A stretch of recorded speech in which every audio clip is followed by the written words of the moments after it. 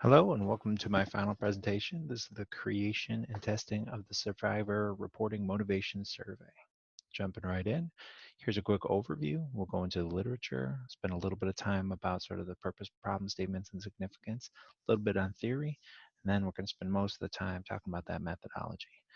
We'll end up with ethical consideration and then talking about some limitations.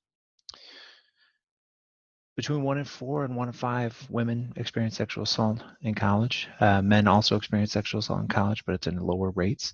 But we also know that that has a significant impact, both emotionally and academically, on those individuals who experience that.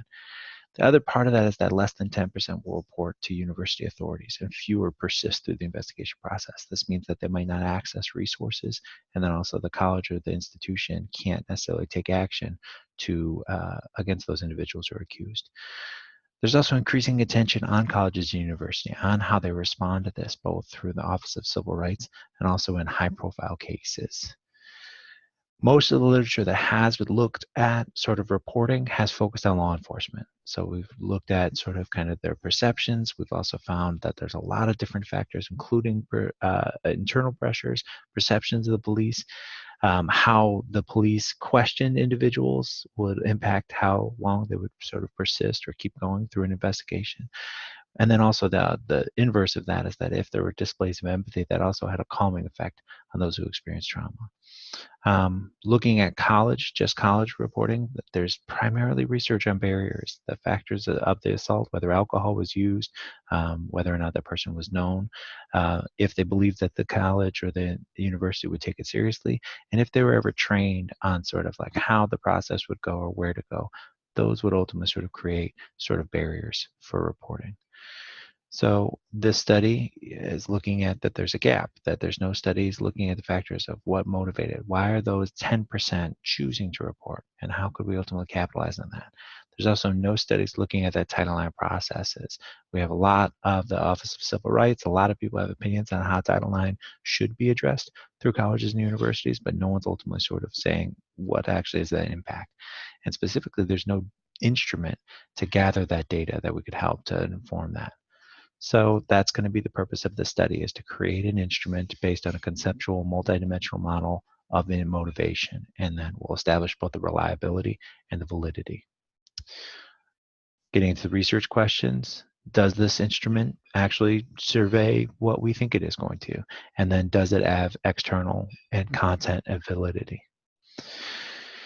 I think that this survey could do quite a bit. The instrument will allow for a lot of information that could sort of help institutions, both from policy, training, and also the practice of Title IX investigators, to ultimately sort of help that.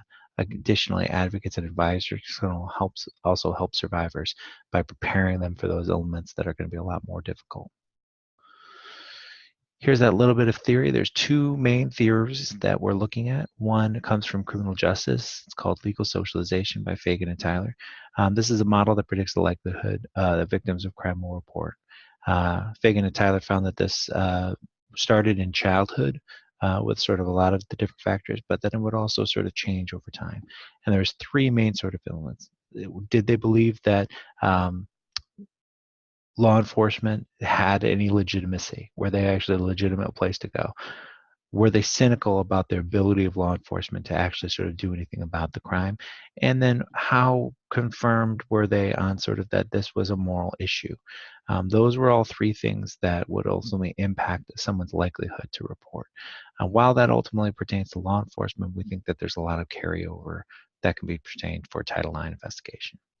Rebecca Campbell also did some work around re-traumatization. Rebecca Campbell was a neurobiologist who talked about sort of this neurochemical process that happened in the brain when someone experiences trauma, and then also conceptualized that that process can be re-triggered, and that survivor might feel the same sort of experience of that assault happening again when they're reminded of the assault, when they have to see their attacker again, if they feel blamed for the attack. And then other researchers have also added in that if some people feel that there's a loss of control, that might also cause that re-traumatization. So that creates our two constructs. So we're going to be looking at the socialization toward the Title IX department. You know, do they perceive that that's legitimate? Are they cynical about sort of their likelihood to actually sort of address the issue? And then how ambiguous is their morality on the issue of sexual assault? And then also we're going to be looking at, are these individuals trying to avoid re-traumatization? So we're going to be looking at the Title IX process to see when would they be reminded of the assault, such as sort of having to retell their account. Is there a likely interaction with their attacker at a hearing, for instance? Are they going to feel blame? So again, looking at rape myths and other sort of times where they might feel blame for the assault, and then looking at those times when they might feel a loss of control and seeing how that impacts their motivation. So this is a non-experimental research design, and it's going to be broken into 3 phases. So phase 1 is going to be all about sort of like figuring out what are those statements that we're actually studying. How do we ultimately sort of kind of create those items? Phase 2 is going to be looking at a pilot study, and then also those individuals who participate. What were they thinking? What were they thinking we were asking? And then phase 3 is going to be a larger study where we're going to actually look at the reliability and validity of the instrument. So phase 1 is going to involve a panel of experts. So we've identified 3 areas: Title IX coordinators, counselors, and social workers who work with survivors of sexual assault, and then also looking at students who would be in the same age group, but also might have that additional training as advocates. All 3 of these groups are people I can access through sort of my professional network. And then the goal of this is going to be formulating those statements that can be turned into survey items. And then we're finally going to be refining that with further review of the literature. Phase 2 is going to be that pilot study. So this is going to involve a convenient sample of about 60 participants. That's what I see with other similar studies. We'll be doing a Colback's alpha analysis to determine if there's internal reliability amongst the different constructs.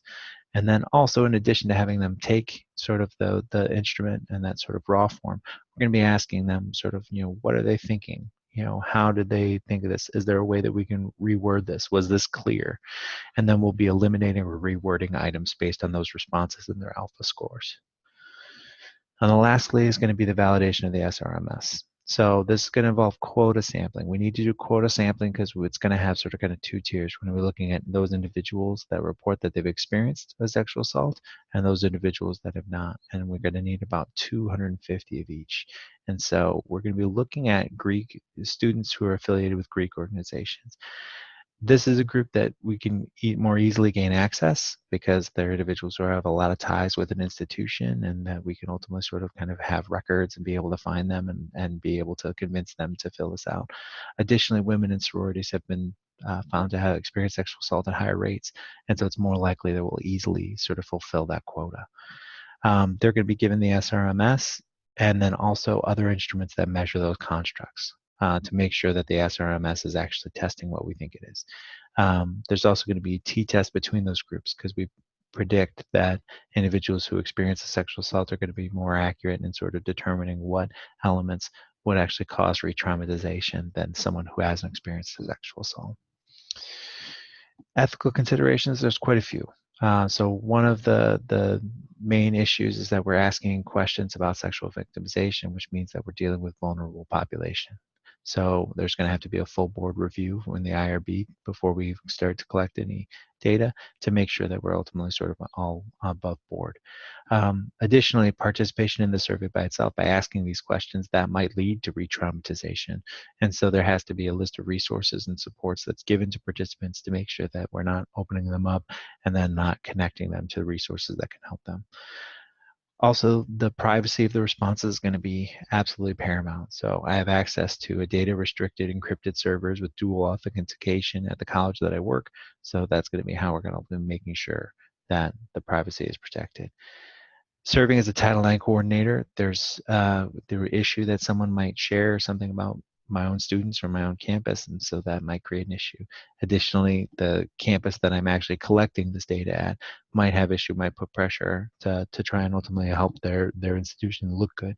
So there's going to be a lot of consultation with the chair on those ethical issues. We're also going to avoid asking those specific questions about locations, etc., so as that might help to avoid some of that issue. Well, it's important that we sample students affiliated with Greek life. That might also create a limitation, and so that might limit the ability to generalize the results.